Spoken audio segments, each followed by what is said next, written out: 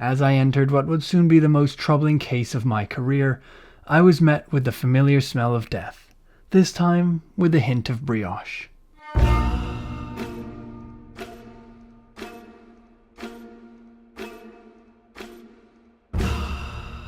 We were dealing with a psycho, all right. What kind of person leaves the bread bag open after using it? Do they want all their bread to dry out? The kitchen was worse than I thought. I was overwhelmed by what I saw. Is that a pancake? The sandwich next to it, cheese and lettuce. But wait, with ketchup? My head started spinning and I started feeling nauseous. Ketchup can only be used if a sandwich contains meat. It was basic sandwich regulations, just like how a grilled cheese has to be made with American cheese, unless it's on sourdough. When you've been around as long as I have, bread stops looking like bread. It all just looks like toast. I know I should be focusing on the murder, but for me the worst crime here are those sandwiches. I reluctantly proceeded on with the case. I had only one lead. Po' Boy only had one friend, and had been with him the day before. As I prepared for my meeting with Jerry, I thought more about the sandwiches. Was it a cruel trick left by the killer?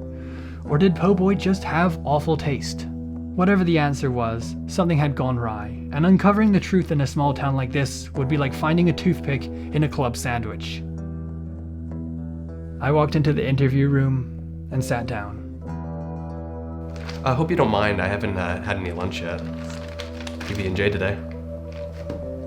I can't believe Jerry has such good taste in sandwiches. Look at the delicately placed peanut butter and jelly. The perfect thickness of it.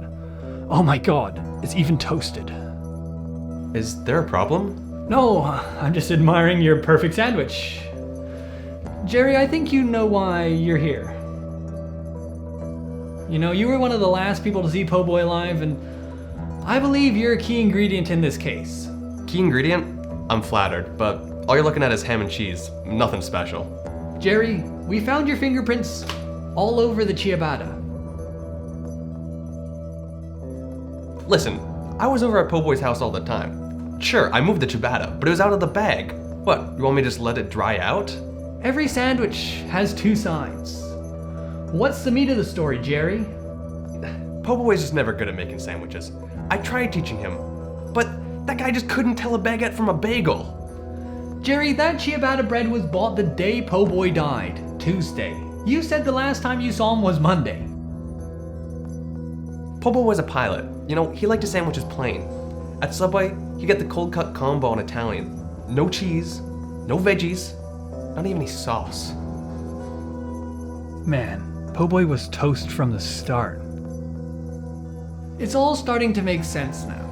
Jerry, I don't think you're as good at hiding your tracks as you think you are. That bread left open on the counter was your bread, wasn't it? Po' Boy wasn't gluten-free, but you are. That sandwich you ate earlier was made with the same gluten-free bread that we found at Po' Boy's house.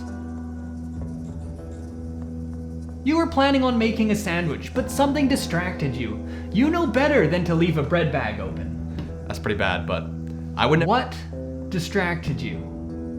Okay, I admit it. Po' Boy made a sandwich using pancakes. I mean, his first sandwich was bad too, but come on, pancakes? You can only be friends with a guy like that for so long. As a sandwich fanatic myself, I feel your pain. 14 years I've been friends with Po' Boy. 14 years I've watched him make horrible sandwich after horrible sandwich. Do you know what it's like being a sandwich artist that's gluten-free?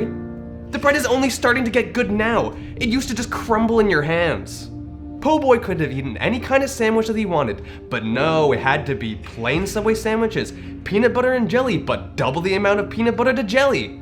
That man broke every kind of sandwich rule there is, and just when I thought it couldn't get any worse, he went and used pancakes. I knew what had to be done.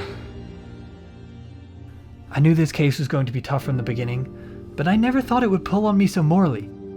A man slain by his own friend, yet a friend with such dangerous sandwich tastes, and the pancakes, how he teased Jerry with the pancakes. One would be silly not to expect a retaliation for an act like that. As I sat at the table in the interview room, I thought about it for hours.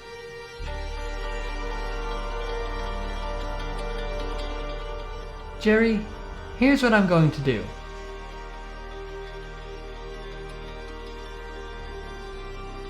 Enjoy the sandwiches.